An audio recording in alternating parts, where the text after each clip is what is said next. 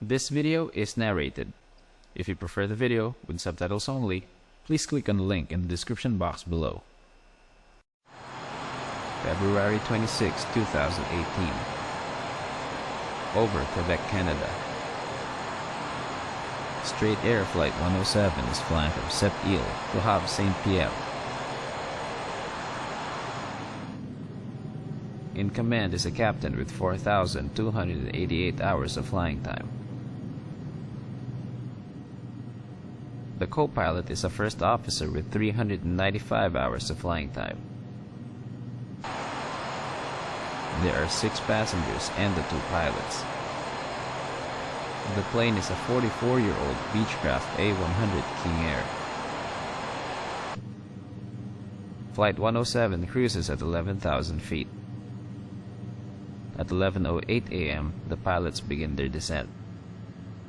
The pilots contact the Medellin radio to report that they plan to arrive at Havre Saint-Pierre Airport at 11:18 a.m.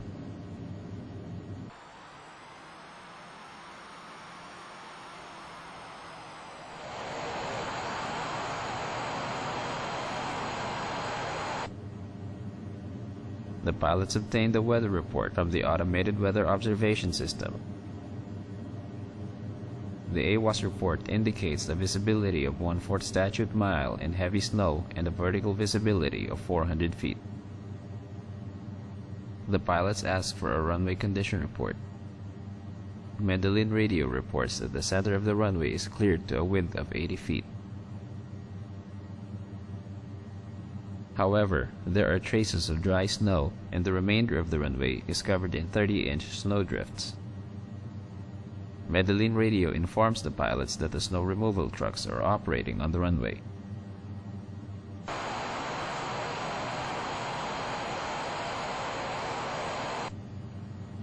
Flight 107 crosses the intermediate approach fix Starcy for the localizer DME runway 08 approach. The aircraft is 14 nautical miles from the runway. At 11:16 a.m., the pilots report that they are 10 nautical miles from the runway. Medellin radio reports that a vehicle is still on runway 08. A minute later, Medellin radio reports that the runway is clear. The captain activates the aircraft radio control of aerodrome lighting, or ARCAL.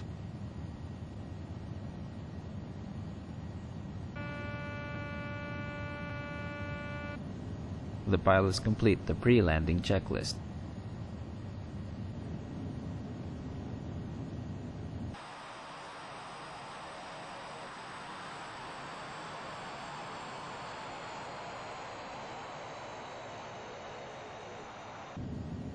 At 11:18 a.m., the pilots report that they are at the final approach fix Allec, 4 nautical miles from the runway.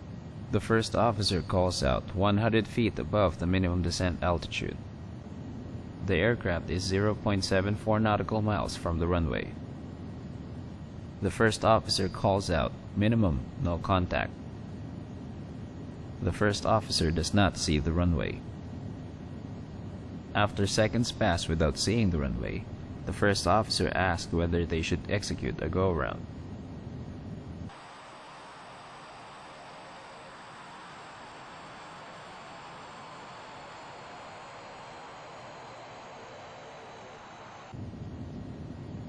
The pilots spot the runway slightly to the right.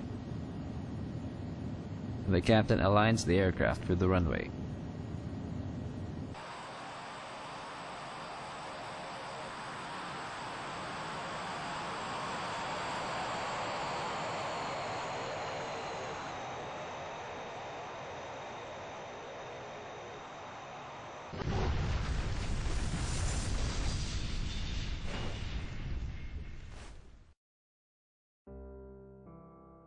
Strait Air Flight 107 overruns runway 08 at Havre Saint-Pierre Airport.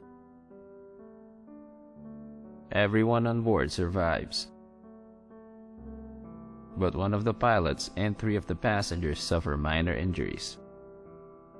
After intercepting the final approach fix, the pilots turned on all airport lighting at high intensity using the aircraft radio control of aerodrome lighting, or ARCAL.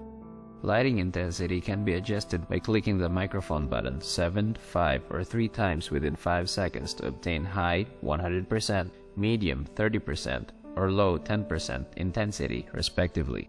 However, when the aircraft was approaching the MDA, a series of 6 rapid clicks were heard instead of 7, decreasing the airport lighting to a medium intensity of 30%. The pre-landing checklist was completed before reaching the final approach fix, Allec. However, at that time, in accordance with straighter standard operating procedures, the flaps and propellers were not yet configured for landing. According to the standard operating procedure, an aircraft must be configured for landing when a decision is made to land the aircraft, which in this case occurred at the minimum descent altitude. The standard operating procedure also states that when an aircraft reaches the minimum descent altitude, the pilot monitoring must make precise calls based on what they can see. The pilot flying must respond to these calls either with a go-around or confirm landing and requesting full flaps and propellers at low pitch in preparation for the landing. After completing these actions, the pilot monitoring confirms the target speed.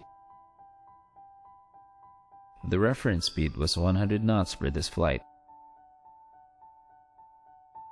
The pilot flying can only continue the descent below the minimum descent altitude if they have the required visual references in sight and can only land if they can maintain visual references until landing.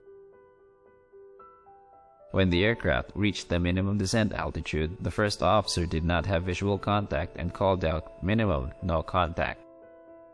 At this time, the reported ground visibility was 1/4 statute mile.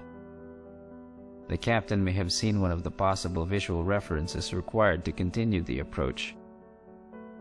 A few seconds later, the first officer still did not have visual contact and asked the captain if he was going to conduct a go-around. At this point, the captain advised that he had made visual contact and was continuing the descent. This was done without making the calls confirming a landing and requesting the aircraft landing configuration. The flaps remained at the approach position of 30%, and the aircraft's speed did not reduce to the reference speed of 100 knots. At this point, the first officer's focus was on the need to conduct a go-around, while the captain's focus was on continuing the approach and landing. During the landing, after crossing the precision approach path indicators, the pilots lost sight of the runway and the runway lights briefly. The pilots then saw a small section of paved runway approximately 20 feet long and 4 feet wide slightly to the right of the aircraft's path. Although the pilots could not see any runway lights and the captain could not see the rest of the runway, he pointed the aircraft in the direction of this paved section. The pilots only had a few visual references to accurately determine the aircraft's position in relation to the start of the runway. Therefore, the difficult maneuver of aligning the aircraft over the runway was made even more difficult by the visibility, the surrounding snow-covered terrain, the snow-covered runway, and the lighting set to the medium intensity of 30%. Furthermore, as the captain was pointing the aircraft in the direction of the visible paved portion of the runway, his workload was very heavy. He was focusing his attention on performing the maneuver that he lost track of time and forgot about the aircraft's configuration. During the alignment maneuver, the aircraft passed by the small visible paved portion and found itself at the midpoint of the runway. At this point, there was only 2,250 feet of runway left.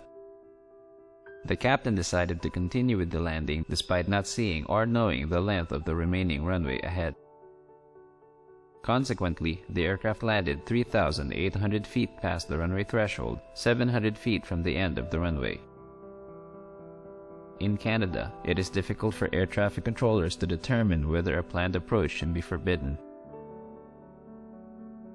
This is due to the complexity and variations in minima based on the type of air operations. Air traffic control will clear an aircraft for approach regardless of the published minima. This is in contrary to what is done worldwide. Therefore, it is up to the captain to interpret an approach ban, and it is up to the captain whether or not to continue an approach. In the case of Flight 107, the captain incorrectly believed that he was allowed to conduct the approach. This was based on his interpretation of numerous conditions and exceptions relating to the approach ban. The first officer was aware that weather conditions at the airport were below the approach minima published in the Canada Air Pilot. However, he did not understand all of the details involved in the approach ban. He was therefore unable to challenge the captain's decision to conduct the approach. The Flight Advisory Service and the airport operator could not inform the pilots that the approach was banned under the existing conditions. This was because it was difficult for them to determine whether if the approach was banned. This was despite the fact that visibility was 1/4 of what was published on the approach chart. In response to the incident, Transport Canada recommended that the Canadian Department of Transport review and simplify operating minima and approaches and landings at Canadian airports. This is to prevent pilots from proceeding with an approach that is actually banned, and thus preventing the risk of approach and landing accidents.